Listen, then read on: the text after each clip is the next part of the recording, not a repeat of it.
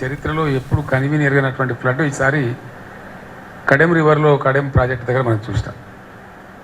ఒక్కరోజు కూడా 2.5 లక్షలు దాటలేదు. అది దాని హయ్యెస్ట్ డిశ్చార్జి 2,90,000 సుమారు 3 లక్షలు ఉంటుంది. ఈసారి 5 లక్షలు దాటిపోయింది.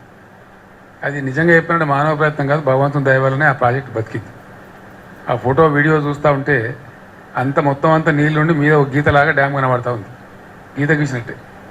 అట్లాంటి పరిస్థితులలో అది మనం ఏదో దక్కించుకోగలిగినాం. కానీ అట్లా క్లౌడ్ బర్స్ట్ అనేది ఒక కొత్త పద్ధతి ఏదో వచ్చింది. దీని మీద ఏదో కొన్ని కుట్రలు ఉన్నాయని కూడా చెప్తా ఉన్నారు. ఎంతవరకు కరెక్ట్ తెలియదు.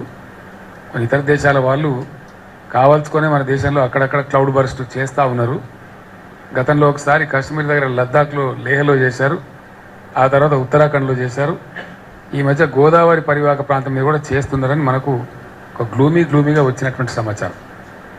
ఏమైనప్పటికీ వాతావరణంలో సంభవించేటువంటి మార్పుల వల్ల ఇట్లాంటి ఉత్పాతాలు వస్తుంటాయి. కాబట్టి ఈ సందర్భాలలో మనం ప్రజలను కాపాడుకోవాల్సిన అవసరం ఉంది. ఒక మాట నాకు బాగా గుర్తు, రాజశేఖర్ గారు ముఖ్యమంత్రి ఉండే, మీకు ఐడియా ఉండాలి.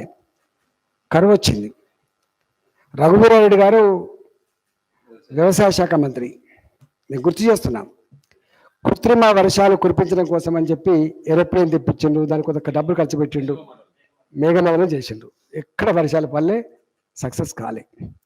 ఇవాళ రెండో మాట, ఇవాళ మహారాష్ట్రలో బీజేపీ గవర్నమెంటే ఉంది.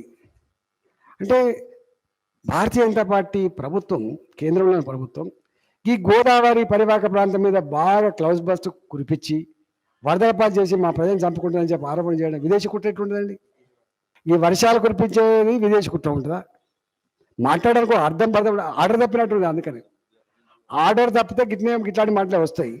దీనికంటే ఎక్కువ ఏం లేదు. హాయ్ ఫ్రెండ్స్, మా టుడే టుమారో యూట్యూబ్ ఛానల్ చూస్తున్నందుకు చాలా థ్యాంక్స్. మరిన్ని లేటెస్ట్ వీడియోస్ కోసం వెంటనే సబ్స్క్రైబ్ చేయండి. అలాగే ఈ బెల్ ని కూడా రింగ్ చేసేయండి. మా నోటిఫికేషన్స్ అన్ని మీ మొబైల్లో వస్తాయి. అలాగే మా వీడియోస్ మీకు నచ్చితే లైక్ చేయండి, షేర్ చేయండి, నచ్చకపోతే కామెంట్ చేయండి.